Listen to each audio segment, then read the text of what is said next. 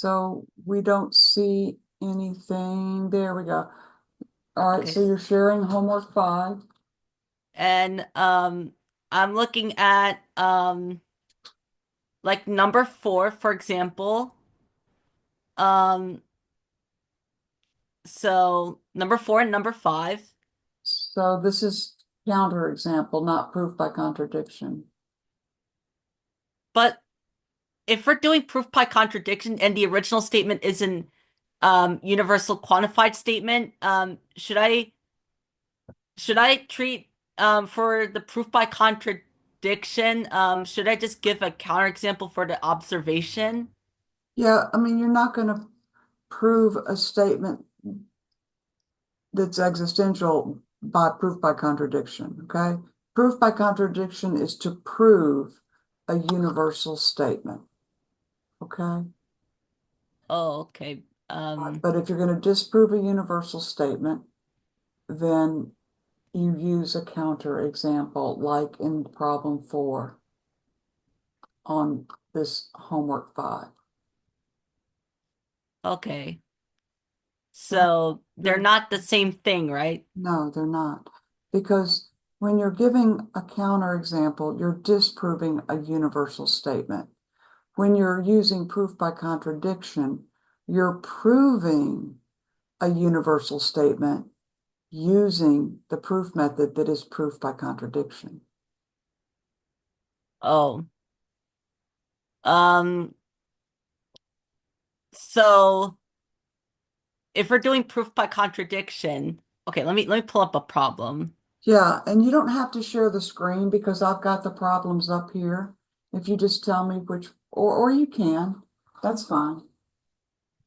It'll be really helpful if I did because that way if I can load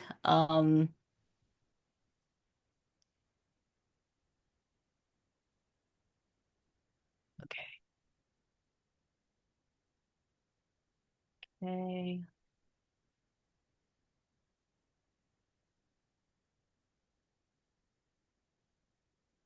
So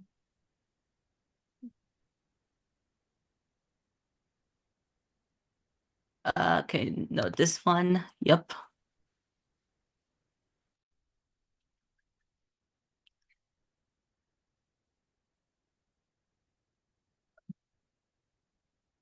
Uh okay, maybe not. All right, I'll tell you what. How about you find your questions while we let somebody else ask a question, okay? Okay, I'll just stop sharing my screen then. That sounds like a plan. Okay. Okay, Milan, you were here from the beginning. Do you have a question?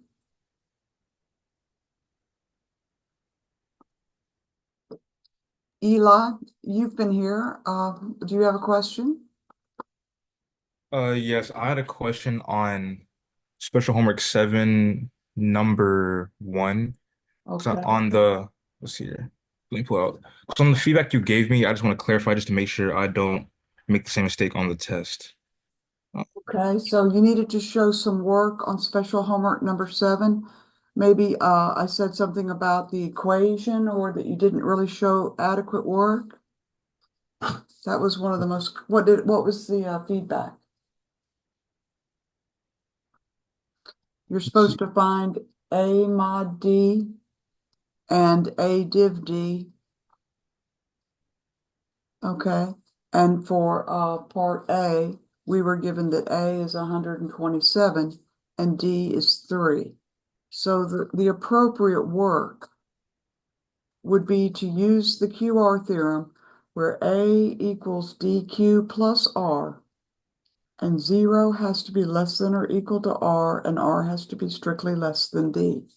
So the appropriate work here would be to write A, which is 127, equals D, which is 3, times an appropriate quotient plus an appropriate remainder. Does that help? Yeah, so I on number so for A, I got the correct answer. And then for B, I gave the same form, but I got the the answer wrong. So that I just want to clarify on that. Like for instance, Sure, for I got 127 mod 3 equals 1, which is correct. And right. then for 2I got 127 uh divided 3 equals 42, which was Give correct. three. Uh-huh, sure. And then for B, I got for I negative 56 mod 9 equals 7. And I believe that's correct, but you gave me a X mark. I'm not sure if because of the form or because the answer was incorrect, but I just want to clarify that with you. Well, I think that that is correct. Negative 56 is 9 times negative 7 plus 7, because you have to overshoot and go to negative 63 so you can come back with a positive remainder. So Mhm. negative 56 mod 9, right, is definitely the remainder, 7. And negative 56 div 9 is negative 7. Okay. Okay, that makes sense. So that's the form you won on the test. Yeah, I mean, this is the work. I Mm, mean, excuse me, I mean, the work is the equation. And then, yeah, you need to, answer the question, okay, awesome. right? Because the answers are here, but the work is here. Okay, thank you. So So we're, for that one, I think you might have just like made a mistake. You probably didn't see it. Do you want so me to why send you don't the you, well, why picture? don't you email me and I'll take another look. Okay, Just awesome. email me All right, with the thank you. problem number and the homework number, and I'll take another look and see what I wrote. It is possible that I made an error. Okay, yeah, no problem. And then do you want Okay. me to take a picture of that like I don't need you specific to page because I I have? have that file. I have the file, You have the file. Okay. right? Okay, thank you. Oh, Eli, I mean, aren't you in the online class? No, I'm in the in person. That makes it a little harder because I can't know that that wasn't changed later. Bring it in and let me look at it during the test, okay? Okay, I can do that. Yeah, that's a little harder. Okay, great. All right, let's see. Trevor, I think you were the next person in the room. Do you have a question?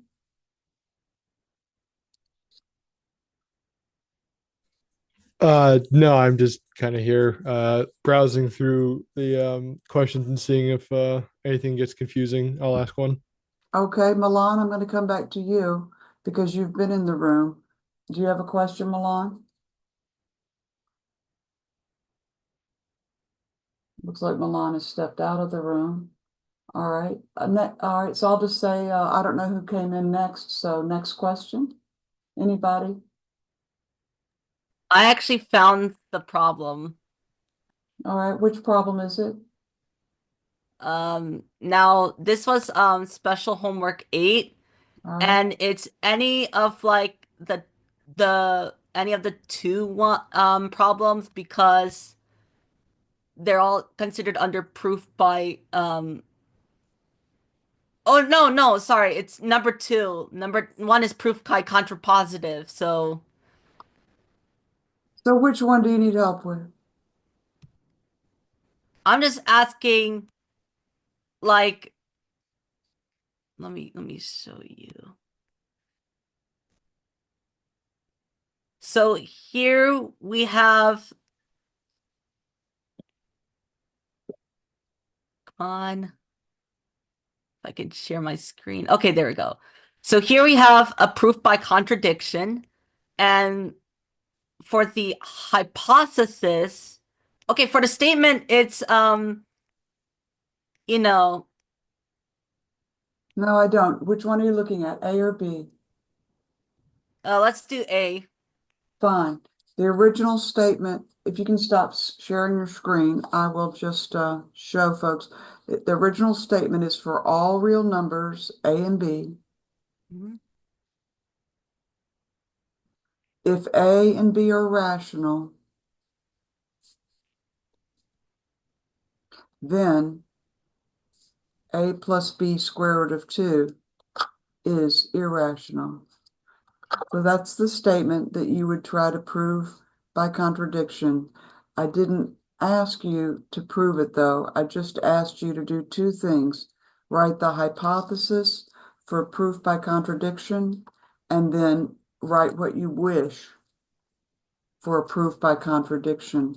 So the hypothesis is to write the negation. So we assume, and then the negation of for all is there exist real numbers, A and B, right? So we change the quantifier to there exists such that, and then we're going to negate if P, then Q. And I know that you know that that is P and not Q. So such that A and B are rational. That's our P. And A plus B square root of 2 is rational. That would be the correct hypothesis for a proof by contradiction. Okay. It's just the negation. And then all I was looking for in part 2 was just we wish to show a contradiction occurs. The actual contradiction that occurs in this particular proof, if you were to write it, which you didn't have to do, would be you would solve for square root of 2, and the fact that A and B are rational and A plus B square root of 2 is rational together would allow you to solve for square root of 2 and show that that makes it rational, which contradicts the fact that we know it's irrational. Okay. For the test, are we going to prove a proof by contradiction statement? You might be asked to do that, or you might just ask to do this. If we were to prove a statement like this, how would we do this? Okay, so if we're going to prove this, it was not required on the homework, but we assume that, I just want to write that it was not required on special homework 8, but if we were going to write a proof, we would say by contradiction, and we would assume what I just said. So assume there exist A and B in the reals such that A and B are rational and A plus B square root of 2 is rational. And we would wish to show a contradiction. And then we would just use the definition of rational 3 times because we have 3 objects that are rational. By definition of rational, A equals x over y, where x and y are integers, and y is not 0. B is equal to, say, s over t, where s and t are integers, and t is not equal to 0. And then finally, we would have that a plus b square root of 2 looks like, I don't know, u over v. And this was a WebAssign homework problem. A plus b square root of 2 equals u over v, where u and v are integers and v is not equal to 0. So like I said, this is actually a WebAssign homework problem. So we're going to just look at the biggest expression that is involved in the problem, and that is a plus b square root of 2. I like to set these up. There's several ways to do it, but I like to just set up a tautology where you set that equal to each other. And then we can substitute in for A, and we can substitute in for B, and we can substitute in for A plus B square root of 2 using all these nice equations that we have. A is equal to x over y. B is equal to s over t, but that's being multiplied by the square root of 2. And then A plus B square root of 2 is equal to u over v. So we're going to solve for square root of 2. So st times square root of 2 is equal to uv minus xy. That means S over T square root of 2 is equal to uy minus xv over the common denominator yv or vy. And then finally, we would clear the S over T by multiplying both sides by T over S. You see, and that will clear that so that we have now on the right an expression that's going to look like, well, it's going to be rational. On the top, it'll be T times uy minus xv, and on the bottom, it's svy. That's part one of the definition of rational. Then we would talk about why the numerator and denominators are non-zero. Are integers, since what x, y, s, t, u, and v are integers, m equals t times uy minus xv is in z, and n, which could be svy, is in z. So that's part two of the definition of rational. And then finally, we know y is not zero, t is not zero, and v is not zero. Oh, did I say b is not equal to 0? Did I say that? Oh, for this to work out, we need b not equal to 0. Also, I'll show you why. Because this s that's upstairs turns out to be downstairs. So we need s not equal to 0 since b is not equal to 0. That's an interesting thing about fractions. The only way a fraction, s over t, can be 0 is if the numerator is 0.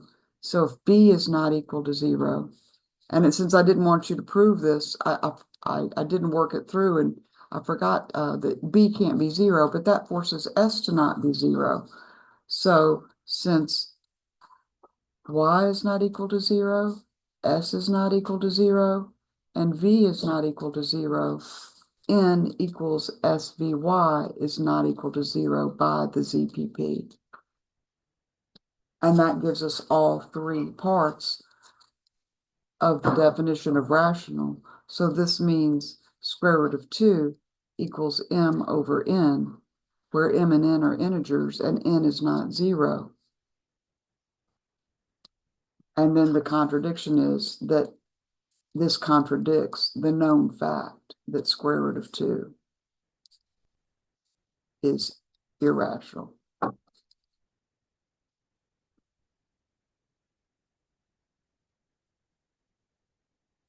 Because it shows square root of 2 is rational. And that's impossible. So if I were going to ask you to prove it, it would look like that. All right, I really appreciate for like kind of working it out because I just want to kind of keep that in mind as I'm preparing for like exam 2.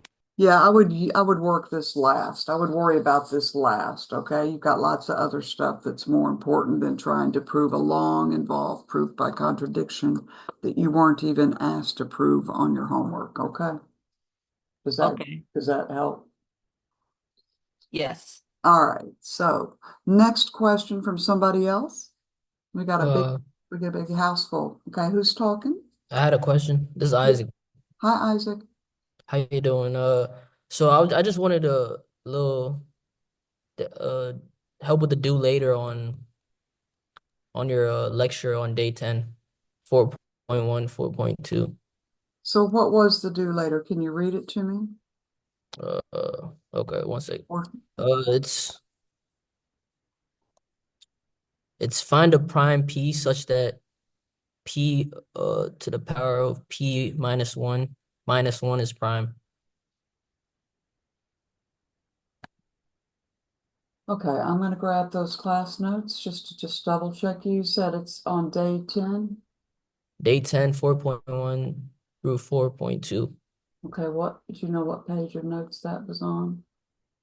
I'll find it here. Let's see. It should be like on the first. It should be on like the Huh. fourth page of the. Yeah, it's weird. Pages 2 and 3 of those class notes in my are blank. Oh, Okay. you want me to share mine? No, I've got it. Oh, all right. Find a prime P such that 2 raised to the P minus 1 whole thing minus 1 is prime. And then part 2 was to find a prime P such that that same quantity 2 raised to the P minus 1 is composite. My point with this was several fold. I wanted you to practice using the definitions of prime and composite, and I also wanted you to realize that there's nothing universally true that we can say about this expression 2 to the P minus 1. In other words, we can't say it's always prime or always composite because we can find examples of both. Okay, so let's take a look and let's test out some values for P, right? Let's do some scrap work and let's see what we get. So we want to use some primes P, right? So if we use P equals 2, which is the natural thing to do, that's the smallest prime. We like to start simple, start small. 2 to the P minus 1 is 2 raised to the 2 minus 1, and that's 2 to the 1 minus 1. That's 1, and it's not prime, and it's not composite either because it's not big enough. So P equals 2 isn't going to help us out with either one of these. Does that make sense? Yeah, that makes sense. Let's try P equals 3 and see what happens.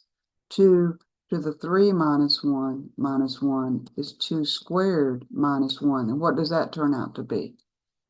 4. Minus 1, which is, see, it's just, It's gonna be 3. yeah, it's 3 3. prime. And that's prime. So that'll work for 1.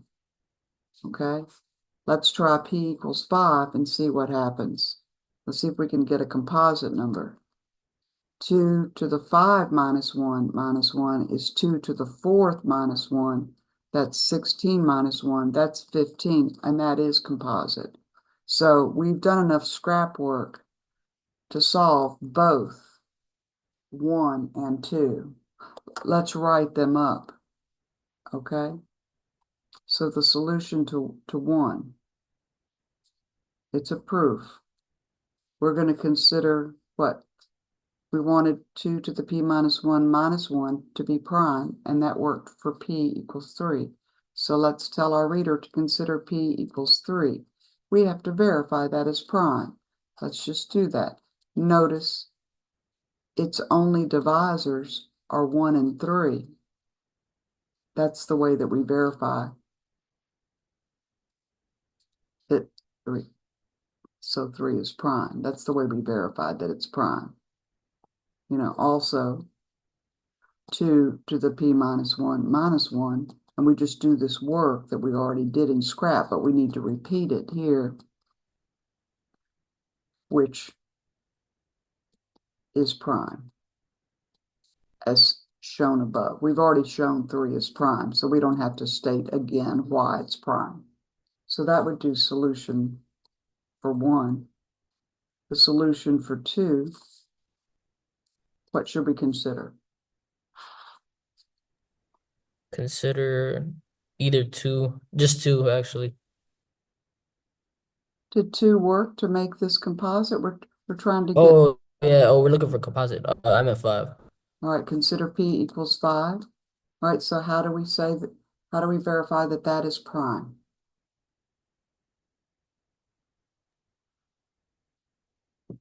We do the same test that we did above.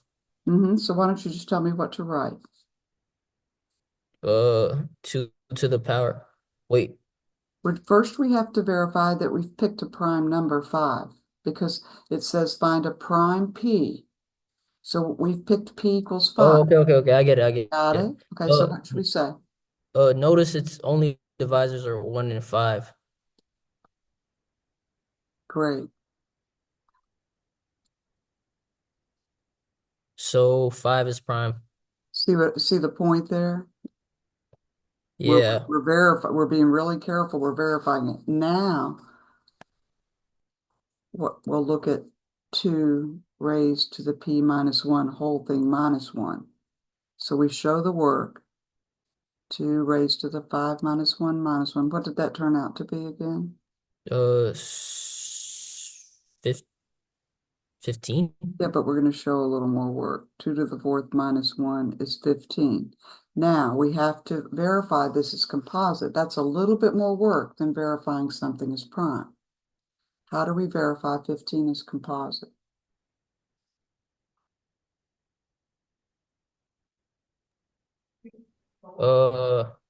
We just, I think we got to prove that it can be divided by something other than itself in 1. Yeah, remember we factor it, we make it equal to a times b, and we talk about that a and b are integers that are both bigger than 1. Yeah. All right, so how would you like to factor 15 so that we can get an a and a b that are going to be bigger than 1, both of them? I'm actually kind of stumped. I'm sorry. Well, I mean, what can you divide 15 by? What's 15 divisible by? What are its factors? Okay, any number that ends with 5 is divisible by 5. Did you know that? Like 5, 10, 15, 20, 25, 30. All those, Oh, yeah. okay? So this is 3 times 5. And we just say, hey, and 3 and 5 are integers, right? That's part 2 of the definition of composite. Part 1 is to write n equals a times b. Then we just say, hey, a and b are integers. And the last part is to say that 1 is less than a and 1 is less than b, because we're trying to find non-trivial factors. That's it. Okay, that's the 3-part definition of composite. You do want to learn that, okay? Thank you. Sure. All right, somebody else who hasn't had a chance to answer a question yet? I need help. I, Hey, Allie. Yeah, I need help with the review questions. Number 4, The what questions? like the test review questions. Oh, the review questions. Okay. I already did case 1. I just need help with case 2. Okay, so can you read number 4 to me, please? Yeah, if n is the integer, then n to the power of 2 plus 3n minus 11 is odd. If n is in z, then n squared plus 3n, what was it, minus 7 And minus 11. is odd. And you were asked to prove that, right? Yeah, it's minus 11. Okay, minus 11. Great. Get that right. And you were asked to prove it, right? Yeah. So let's make sure that we're setting up this proof correctly. We have to give ourselves our hypothesis, right? You know, this is P. We definitely want to assume P. Oops, Q's not all that. Q stops right there. All right, so assume or let or suppose n is an element of z. Okay, we wish to show n squared plus 3n minus 11 is odd, but we need to set up our cases. What is D? What is our divisor D? 2. Good. So the QR theorem, this is the way we set it up. Just invoke the QR theorem. You say, hey, the QR theorem says, or the QR theorem with D equal to says. And then you apply the QR theorem to the object in the hypothesis, which is n. Did you do that in n equals 2q? Or Yeah. okay, so are you having some issues with the algebra? Is that what's going on? Yeah, I did case 1 already, but I have All right, so issues case with 1 case you 2. did. Okay, so let's do case 2. Because case 1 is pretty easy, right? You know. Yeah. So case 2, we suppose n equals 2q plus 1. where q is an integer. All right? So let's take a look at what this expression looks like. N squared plus 3n minus 11. So it's 2q plus 1, quantity squared, plus 3 times the quantity 2q plus 1 minus 11. All right, so let's see what we want this to be odd, right? So we're going to try to get this looking like 2 times an integer plus 1. Do you agree? Yeah. So what do we got? We got 4q squared plus 4q plus 1. That's the first thing you need to be able to do, is you need to be able to multiply 2q plus 1 times 2q plus 1. Okay, if you're having issues with that, then you need to just memorize this at this stage of the game, okay? We don't really have time to remediate algebra tonight in time for the test. But we can distribute the 3 across this binomial. What does that give us when we distribute the 3 across? 6q plus 1 Well, wait a minute. The 3 gets multiplied times the 1 as well. plus 3. Yeah, that's what distribute means. The 3 gets multiplied times the 2q plus the 3 gets multiplied times the 1. That's what these parentheses mean. It means 3 is being multiplied by this entire thing. Okay. So let's see what we've got. We've got 4q squared. We don't have any more q squared, so that's all we have. But we have 4q plus 6 more q for a grand total of 10q. And now we have 1 plus 3, which is 4, minus 11, which is minus 7. And then we need to write this so that it looks like 2 times an integer plus 1. We're applying Wait, how do you get 10q again? 4q plus 6q. You have 4q here plus 6 more. It's like having 4 elephants plus 6 more elephants. We have a grand total of 10 of them.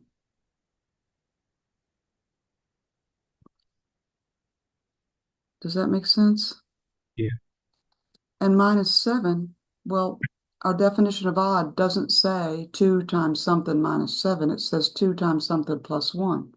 So we just remember, hey, minus 7, if we apply the QR theorem to it, it's 2 times negative 4 plus 1, right? With divisor d equals 2. This is Yeah. the quotient. This is the remainder. So this is equal to plus 2 times negative 4 plus 1. Now we can pull a 2 out of the first 3 terms, and we'll have the plus 1 left over, which we need, because we're trying to show that n squared plus 3n minus 11 is actually odd. So this equals 2 times the quantity 2q squared plus 5q minus 4, whole thing plus 1. Now that is part 1 of the definition of odd. But we need to address part 2. In other words, we need to argue that this expression right here is an integer. So we can just say, hey, that's where we use the fact that q is in z. You know, the definition of odd has 2 parts. Definition of even has 2 parts. All right. So since q is in z, and z is closed under, I think all 3 operations are being used to build m: multiplication, addition, and subtraction. You can abbreviate those if you want. M equals 2q squared plus 5q minus 4 is in z.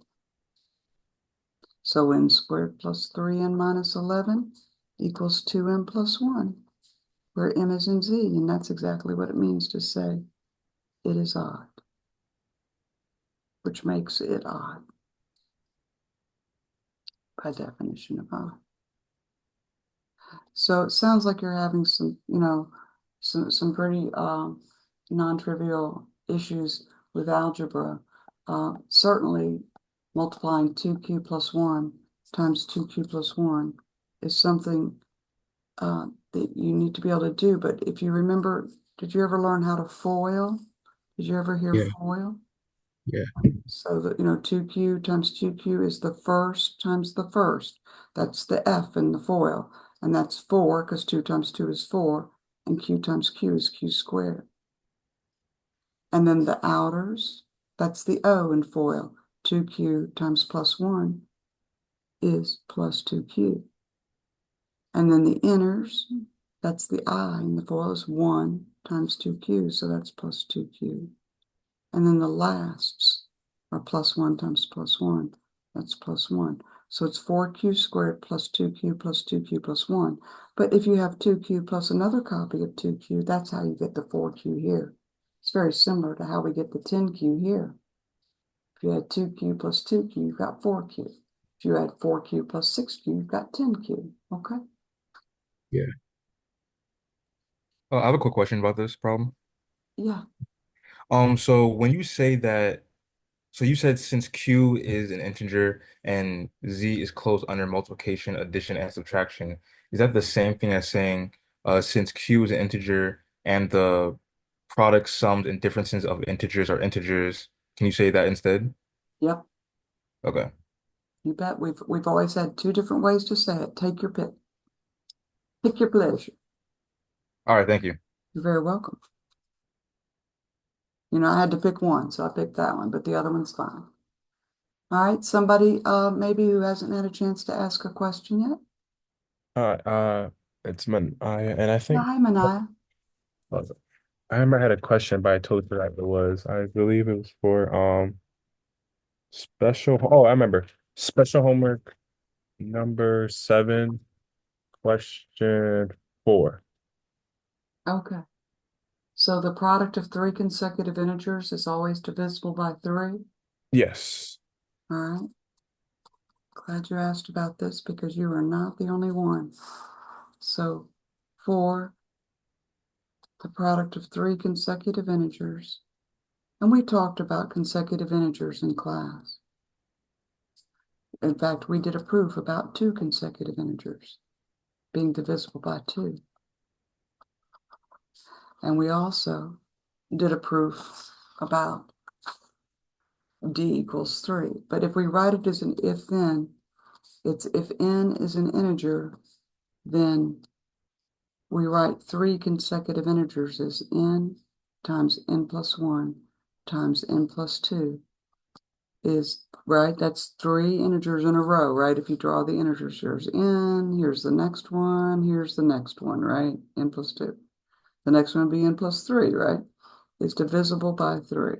So we're going to try to find a factor of 3 in this, but we have to set up the proof by cases. We let n be an element of Z. That's our main hypothesis. Okay. But now we invoke the QR theorem with D equals 3. And then we set up our cases. We apply them to n. Either n is equal to 3q, or n is equal to 3q plus 1, or n is equal to 3q plus 2, where q is in Z. So there are 3 cases. In each case, you know, in every case, we wish to show that n times n plus 1 times n plus 2 is a multiple of 3, say 3 times m, where m is in Z. Okay, that's what it means for it to be divisible by 3. So case 1, I'll leave that one for you to practice on because it's one of the easier cases. Let's do case 2. We're going to suppose n looks like 3q plus 1, where q is in Z. Are you with me? Yes, I'm with you. And we're just going to plug in 3q plus 1 in for n everywhere we see an n.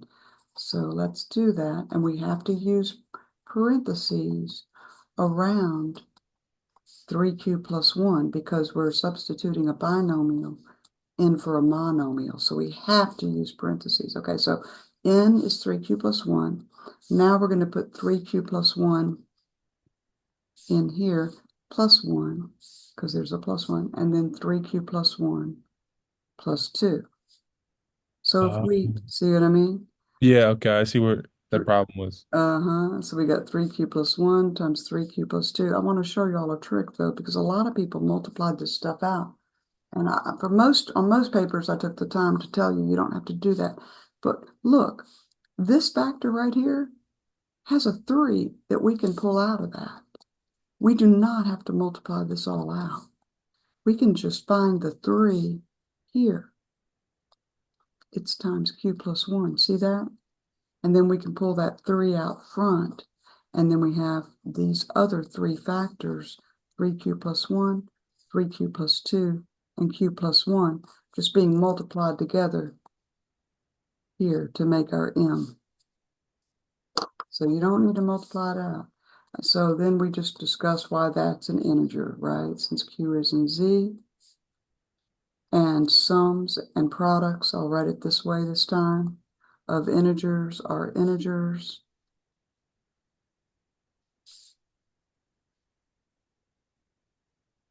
M equals, and then we write all this down, 3q plus 1, 3q plus 2, q plus 1, but believe me, it beats multiplying it out, is an integer. So 3 divides n times n plus 1 times n plus 2 by definition of divides, right? So that's case 2. Do I need to do case 3 for anybody, or do you all want to try to do case 3 on your own to get the practice? I have one question. Yeah. So for each case, we have to write what is it? Since Q equal. Yes. Okay. Okay. Now I say that. You know what you could do? I know it takes a lot of time, and they're each one of them is going to look a little different. So you might as well, yeah, just go ahead and crank it out. Okay. Yeah, I'm sorry. I almost feel like I need to apologize for that, but there's no good shortcuts for that unless we. There's not going to be like a big case, correct? Like, I'm not going to give you a proof in more than 3 cases. okay. But we do case 3 as well. Next question. Oh, somebody asked to do case 3. You want to do case 3? Yeah. Who's asking? I forgot who asked. Ahmed, I asked. All right, Manai, then you're going to do it with me. What shall we suppose? I mean, whoever asked. Was it you, Manai, that No, it wasn't me. It was somebody else. Yeah, no, somebody, who's asking for it? I forgot who. Ahmed. Ahmed? Yes. Hi, Ahmed. Hello, how are you? I'm fine.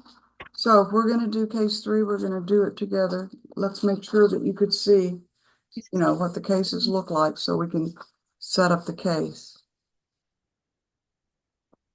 All right.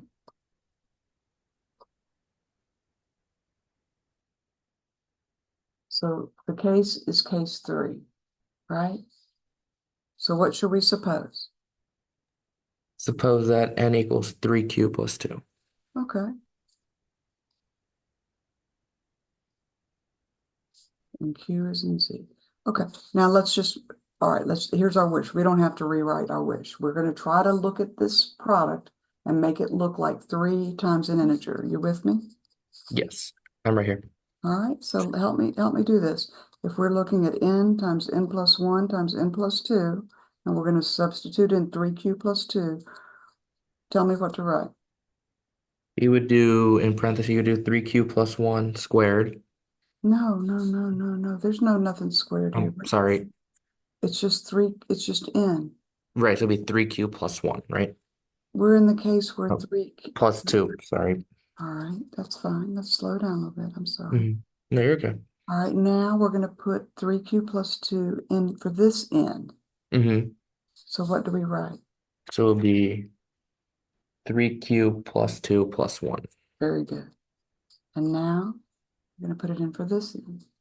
So it'll be 3q plus 2 plus 2.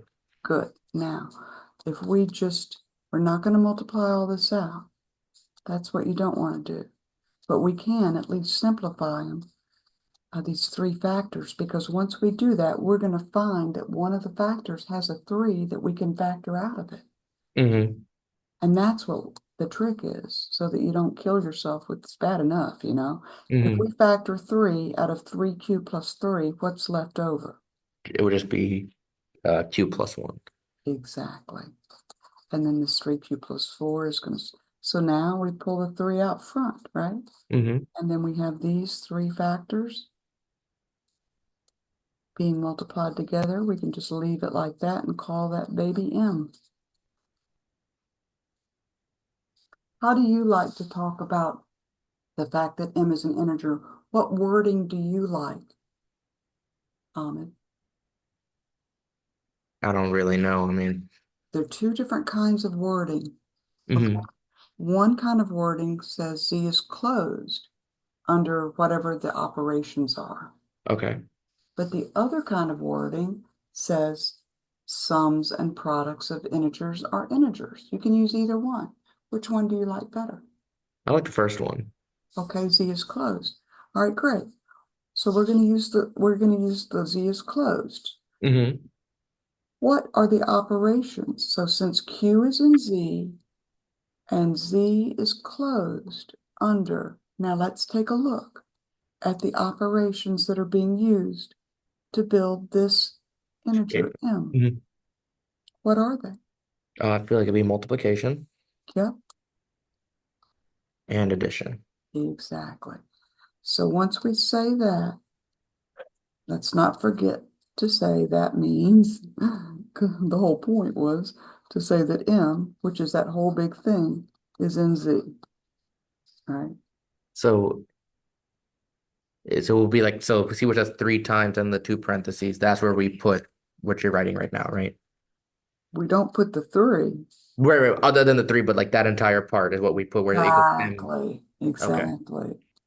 So 3 divides M times N plus 1 times N plus 2 by definition of divide.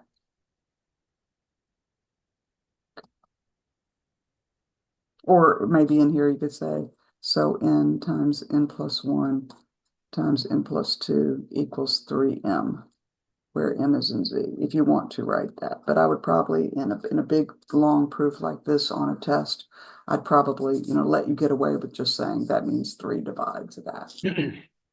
Okay. Sounds good. Okay, somebody else who hasn't had a chance yet to ask a question?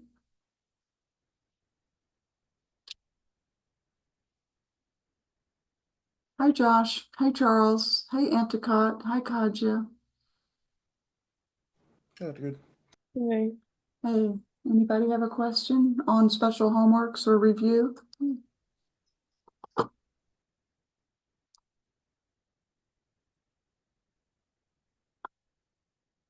Did you go over number 3 yet on the review? Let's see. Did we go over number 3 from the review?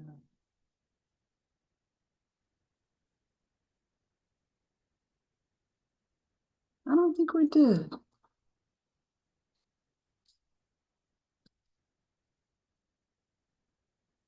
So number 3 says, prove if true, give a counterexample if false. So we'll look at some examples and see if it looks like it's true or false. But the statement is, for all numbers P and Q, if P is prime and Q is prime and P is not equal to Q, when P is not equal to Q, that's our hypothesis, then P raised to the Q plus 1 is prime. So why don't we check out some P's and Q's and let's see if it turns out that P raised to the Q plus 1 always looks prime. Okay? So let's do some scrap work. Let's try, what do you want to try first? We got to pick a P and a Q that aren't equal. So let's keep it simple, keep it small. What would be reasonable P's and Q's to start with? You do just 2 and 3. Sure, let's try 2 and 3. P equals 2 and Q equals 3. All right, they're definitely going to be prime, so we can definitely argue they're prime if it turns out that this turns out to not be prime. Like, we're looking for a counter example, okay? Because if we try lots and lots of examples and it turns out it's always true, we're going to wind up trying to prove this, okay? But here we go. So P raised to the Q plus 1. So what is that? It's 2 raised to the what? Third plus 1. All right, and what is that? That's just 2 to the power of 4. Now what is that? 16, right?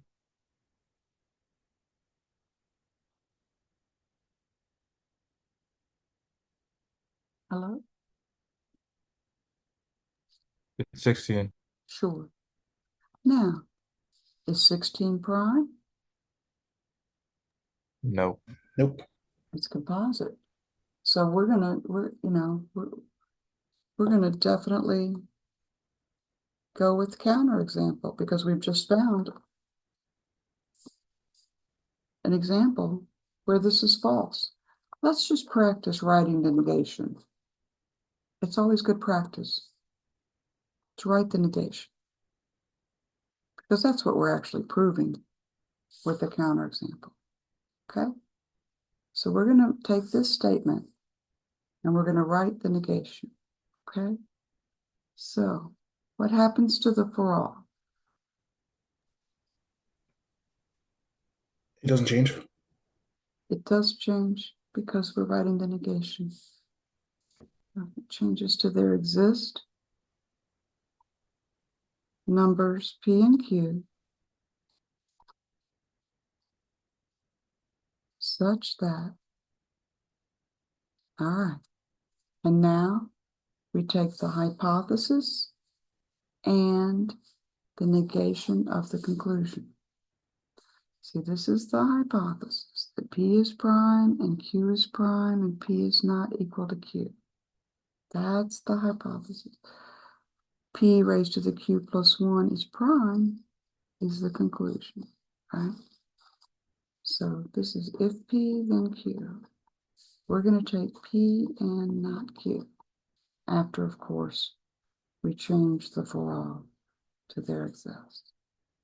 So such that P, we can just say P and Q are prime. We can say it together like that.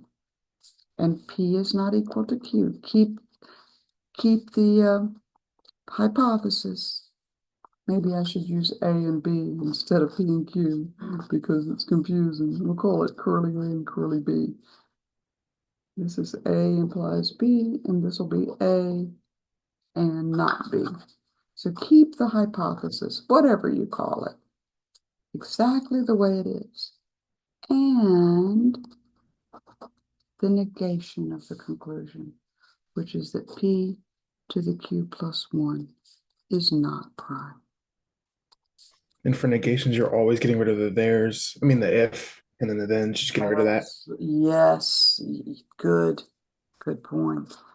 There's no if or then in the negation of an if then. Because all if then statements are universal. The negation of a universal can't be another universal because the negation has the opposite quantification. So here's our counterexample. So this is, it's number 30. Continued. So now we're ready. We're going to disprove it. So it's called a counterexample. So we figured out that we're going to use P equals 2 and Q equals 3. So let's just tell our reader to consider P equals 2 and Q equals 3. Now, what is it that we have to verify about this P and this Q? That they're both prime. Yep. So and not the same. So what do we say to verify that? You would say by the definition of prime. Then so what is the definition of prime? When n is greater than, greater than 2, it can't be divisible by, the only divisors are 1 in itself. Great.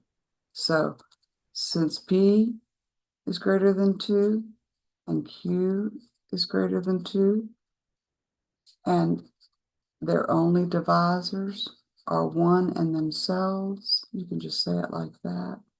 If you want to do it kind of all in one fell swoop, we know P and Q are prime.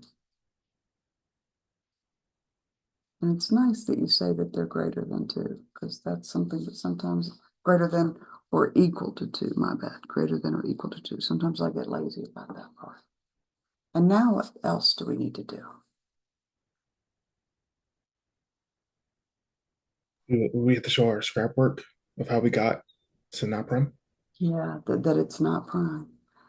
So also 2, excuse me, P, I'm going to tell what I'm substituting into. P raised to the Q plus 1 is 2 raised to the 3 plus 1 is 2 to the 4th is 16 equals. Now, how do you want to factor 16 to show it's composite? We have a couple of choices.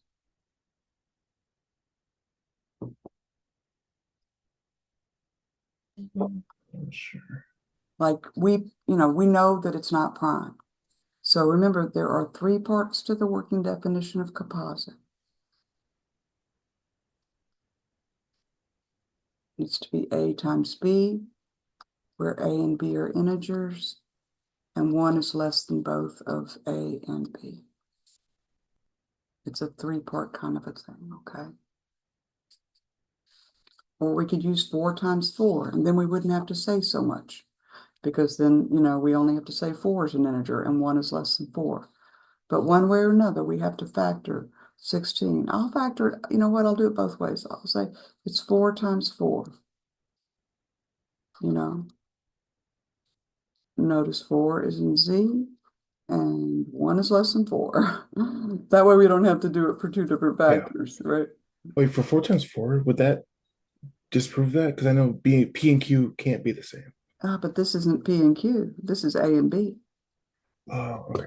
These are the non-trivial factors of 16, not the P and the Q. Oh, yeah.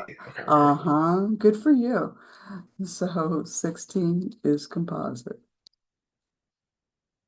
Yeah, so much goes on, with these. It's like, whoa, what's going on in this group? Yeah, factored as A times B. Okay, thank you. Somebody else?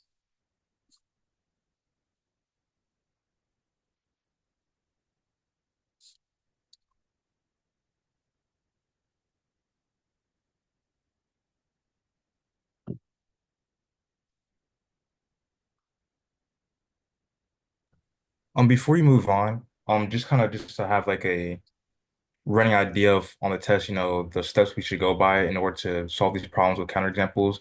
Basically, you kind of just look at the prompt and then you're going to do some scrap work where you're finding a counterexample. And then once you find the values for the counterexample, you're going to, well, first you have to write the negation, but after you write the negation, then you're going to do the scrap work to find the counterexample. And Right. after you're going to, write counterexample, let so-and-so be this number and so-and-so be this number. And basically just going to kind of run through what you just did. Yes. And making sure to prove that, well, in this case, it was saying that both P and Q had to be prime, so we had to first make sure that we explain how P and Q are prime. And after we did that, we plugged in the numbers, P, Q plus 1, we just make sure to plug in those numbers. And then let's see here. Make sure just to answer all the definitions of prime and composite and just proving that, 16 is composite, and then we did that work, and that should be it, I think. That's exactly right. It's basically a 2-step process. You said it very well. You pick the objects, and we have 2 things we have to do. And if you go back and look at your notes on proving an existential statement, there's a part 1 where you verify the domain. Verify P and Q are in the correct domain. We did that there. Right, whatever it is. Here it's that they had to be prime. And then part 2 was to verify the property. you know, whatever needed to happen for them besides that they were in the set of primes. So if you go back and look way back in section 4.1 notes, when we first started talking about proving universal statements versus proving existential statements, there were two parts to proving an existential statement. And that's basically what a counterexample is. It's an existential statement, namely the negation that we're proving. Remember that? Remember those two steps we had to go through? Yeah, I remember that. Mm-hmm. It sounds like you do because you've got a really good grip on what exactly you need to say. Awesome, thank you. You're very welcome. Thank you. Other questions? I have a question or Yeah, go ahead. problem. For special homework number 6, question 5. Mm-hmm. Special homework number 6, problem number 5. Okay, I'm just grabbing this.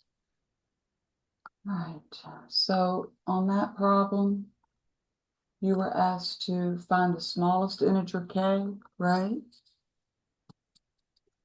Such that that expression was a perfect square and a perfect cube. Now, I do want to tell you there's a short video on YouTube. It's like 10 minutes. It's, you know, it's the 263 video shorts playlist. Did you ever watch that? Yeah. Yes, I did. Well, I'll go through this exactly, Okay. you know, in that. I can do it again here.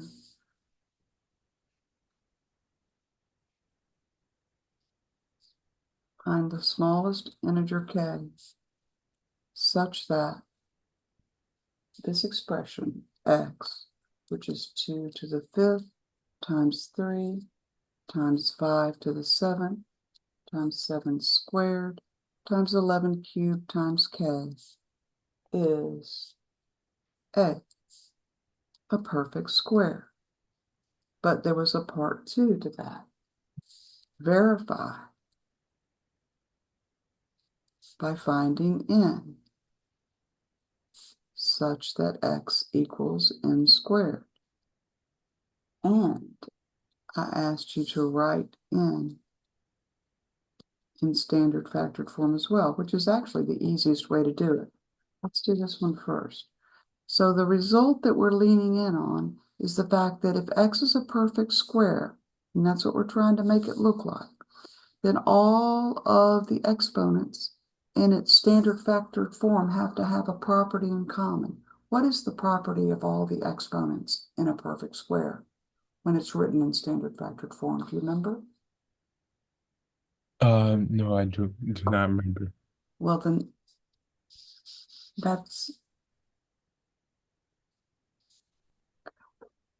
we discussed that at length in class. All exponents, here's the fact one, in the standard factored form of a perfect square are divisible by 2. And we proved this in class, and it's proven again in this video short. But the point is they all have to be divisible by 2. So when we kind of glance through these exponents, this is 3 to the 1. Okay, 5 is not even, you know, it's not divisible by 2. 1 is not divisible by 2. 7 is not divisible by 2. 2 is divisible by 2, so this exponent is okay. 3 is not divisible by 2. So we're going to use k as a way to build up x to correct the exponents that are odd but need to be even. So in the solution for part A, we're going to build k to correct the exponents in x. All right, so here's x. It's 2 to the 5th times 3 to the 1 times 5 to the 7th times 7 cubed. No, 7 squared times 11 cubed times, now we're going to start to build K, okay? We're going to put K in here. So we want to have an even exponent on the 2. Well, we only have 5 copies of 2 here, so we'll add a copy of 2, and that'll turn that into 2 to the 6. You see, if we put one more here. You with me? Yes, I'm with you. So what will we do? We're going to add a factor to K to correct this exponent on the 3. Add a 3. Yeah, add a factor of 3 to the 1. What about the 5? Do we need to do anything there? Add a 5. Yeah. What about the 7? Do we need to do anything there? No. Good. What about the 11? Add an 11. Yeah, and that, so we've got now, if we rearrange this, you know, put the 2's together and the 3's together to write it in standard factored form, you can see now we've got all of the exponents are divisible by 2. And that allows us to split those exponents in half. 2 cubed times 3 to the 1 times 5 to the 4th times 7 times 11 squared. That's our n. See what I mean?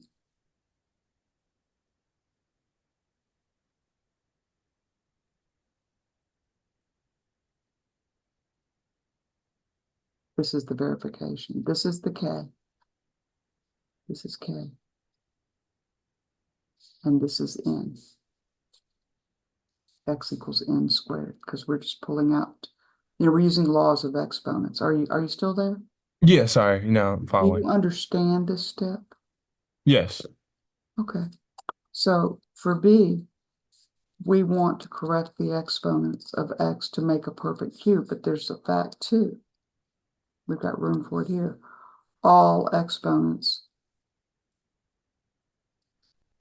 in the standard factored form of a perfect cube, I'm losing my articles here, but are divisible by 3. That's the fact that we use to build a perfect cube. Okay, so you know, we look at the exponents that we have, and we have to add enough copies of each of these prime factors to correct them to make the exponents divisible by 3. So we've got 2 to the 5th. How many copies of 2 are we going to need to put 1. in? Yeah, 1 will do it, because then that'll be 2 to the 6th, right? And that'll be good. What about 3? 2. Yeah, 2 3s. Sorry. Yeah.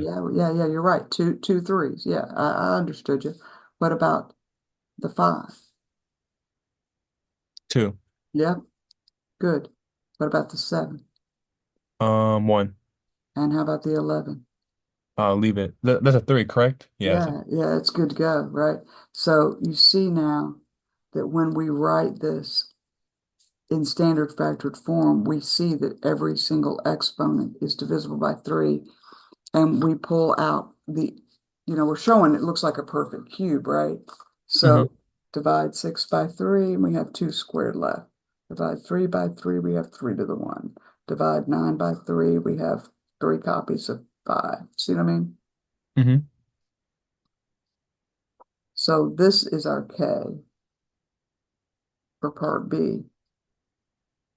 And this is our N. Okay. Yeah, once you see it, it's real easy. It's just it's a little puzzle. Bless you. Thank you. Other questions?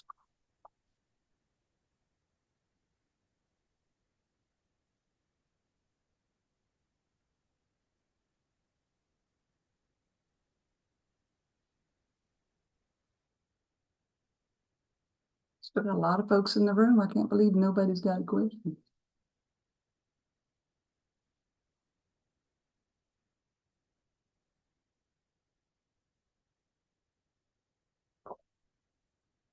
Do you know your definitions, everybody? Got to know your definitions. Everybody's got a calculator. Doesn't need to be fancy, but you're going to want a calculator, okay?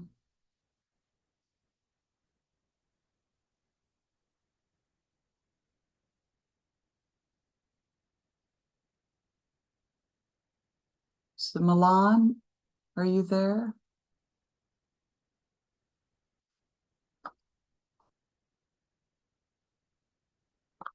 it's okay if I can type questions in chat. Actually, yes, that's fine. Okay. Did y'all go over 8, 9, and 10? Is that Charles? 8, 9, and 10 from what, Charles?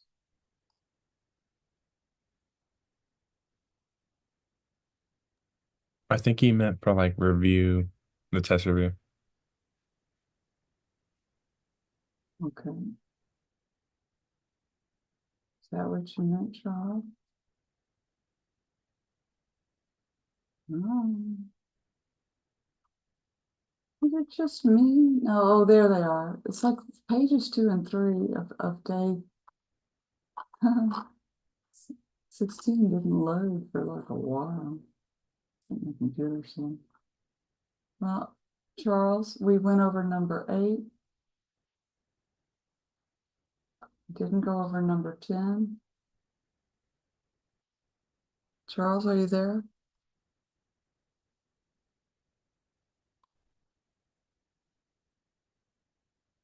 Charles. I'm not working them if you're not in the room. I'm not going through all that unless you're here to talk to me about it. Anybody else got any questions? Can we go over, well, before I ask that, any question that requires us to use the contrapositive or counterexample, will you say that in the like problem? I may not say it, but I might suggest it. So like for instance, for number 7 on the review questions, Yeah, I mean, the only way, yeah, I mean, when you see something that does not divide, you should know that's going to be proof by contrapositive. okay. You've seen enough of those now. Yeah. I may just say prove it because I figure you better recognize that as a proof by contrapositive. Okay, that makes sense. All right, thank you. You're welcome. It's a reasonable question.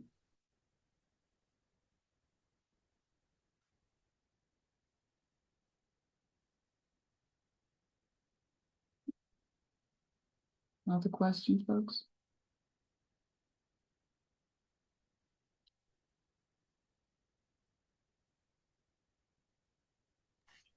Actually, Go ahead.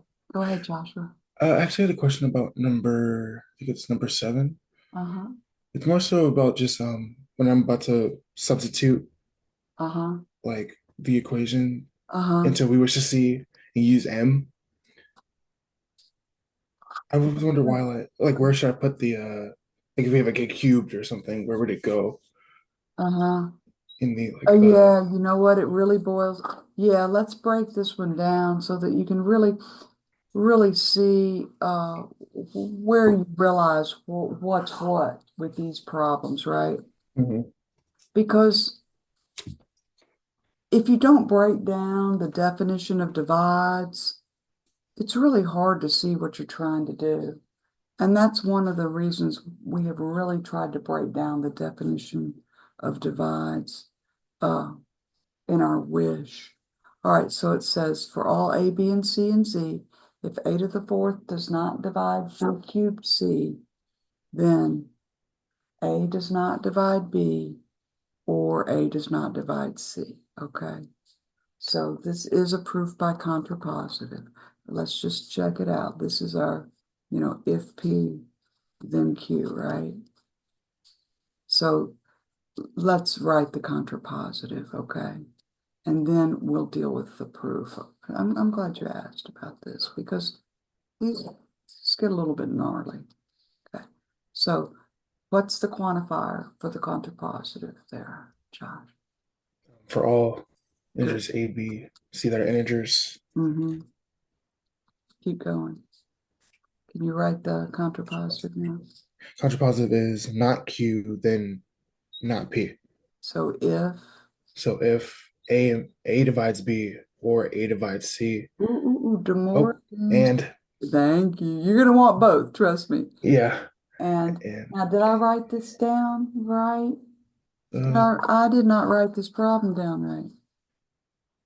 That was a B does not divide C. did a too. Oh my goodness. Okay. Okay, good. Okay, so if A divides B and I think it was b divides c, yes, then a to the power of 4 will divide into b cubed c. All right, great. All right, so in our proof by contrapositive, we're gonna go ahead and tell our reader we're doing a proof by contrapositive. It's just polite. And we're gonna just, you can say, assume A, B, and C are in Z.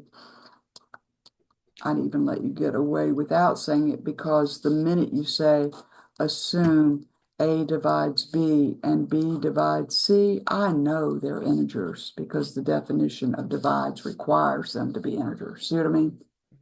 So that's why you can get away with not saying that A, B, and C are Integers. right. Right, but that's okay. So what do we wish to show? We wish to show a to the power of 4 divides into b cubed c. Yes. All right, so we're going to break this down in a minute by the definition, okay? But let's go ahead and apply the definition of divides to this and this. You with me? Mhm. All right, let's do that. You help me. By the definition of divides, what do we know? That's that b is equal to ak, Good. where, no, for some integer k. Yeah, or okay, I'll say it the way you say it. That's nice. Good. You really know your definitions for some integer k, and you know the way you like to say it. I like that. Mhm. Keep going. And we also know. So now c, so c will be bh. Good. H, yeah, for some integer Nice. h. All right. Now let's break down our wish in the same sense. So, what is the equation we're going to have to show if we're going to get to this wish? That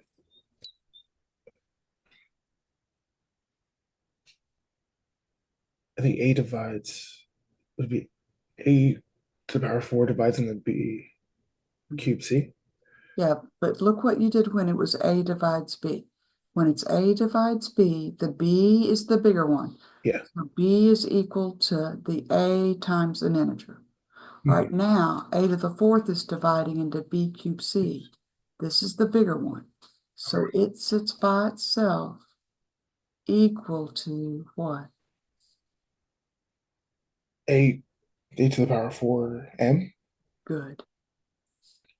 So with that, m never changes. M we're going to figure out. Okay. See, we're That's the going part that to doesn't see M isn't going to be just a little letter. It's going to be built with K's and H's, and maybe they're getting squared or cubed or goodness knows what all. Mhm. All right, let's work it through. But the nice thing about writing your wish like this is it tells you, oh man, I got to look at B cubed C. See it?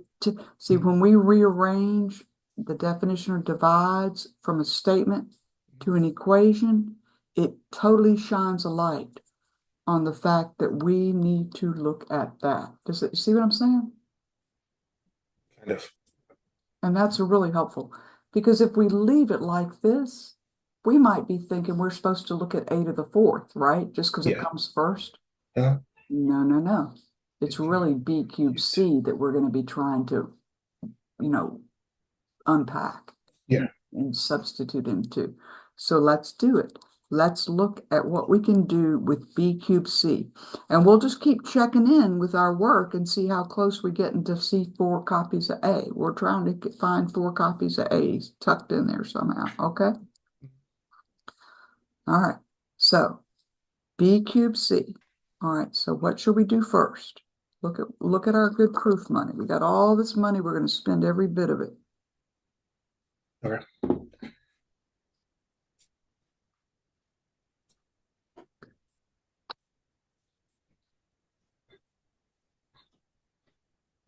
In this case, would it be AK parentheses AK cubed Perfect. and then just BH on the side? Good. Now, let's take a look and see what we've got. We've got, what is AK quantity cubed? If you distribute that 3, what do we got? A cubed and K cubed? Yeah. Yep, we sure do. And then we have B Just BH. times H. But, so now this is where we're at. We got 3 copies of A and some other stuff. Mhm. But look how many copies of A we need. So then you would substitute AK into B. Again. And that is like the magic, right? Yeah. That gets us that 4th copy of A. And then now what's the other stuff that's left over? It would be K to the 4th power H. Yes. Bravo. And that, my friend, is the M that we've been trying to build. I gotta remember that BH.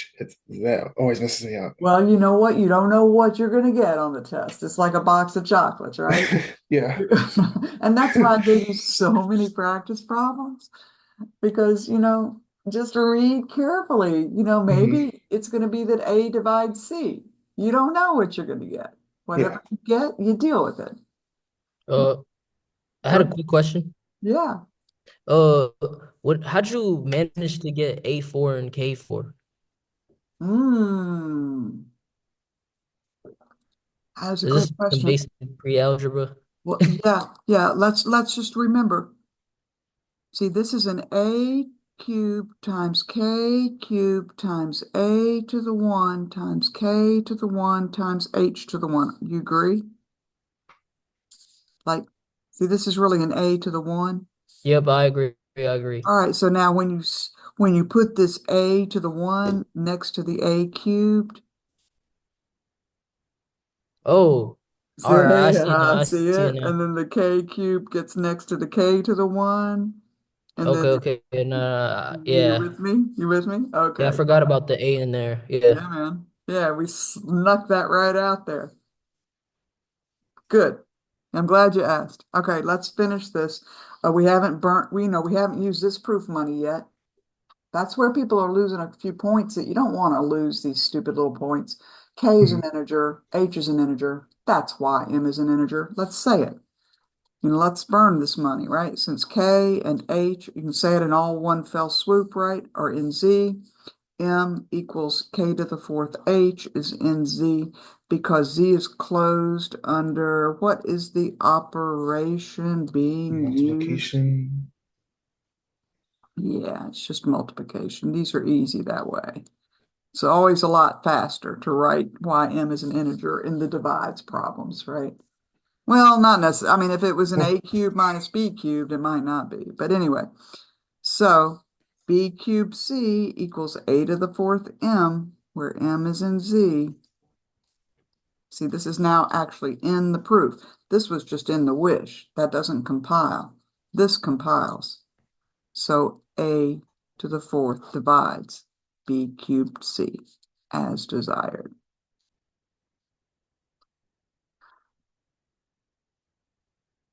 Okay. Okay, folks, it is 9:30. We have had man, this is the best office hour ever. Best office hour ever. I've got to, Most definitely. yeah, man, It did thanks for help. coming. Thanks for making it happen, people. I wish we had this. See, this is the kind of business I want to have every Sunday night. But I will take it tonight and be grateful. Are you gonna post this? That's the other thing. See, I got another 45 minutes before I can call this a day. So let me stop the recording. I'm going to say good night and thank you.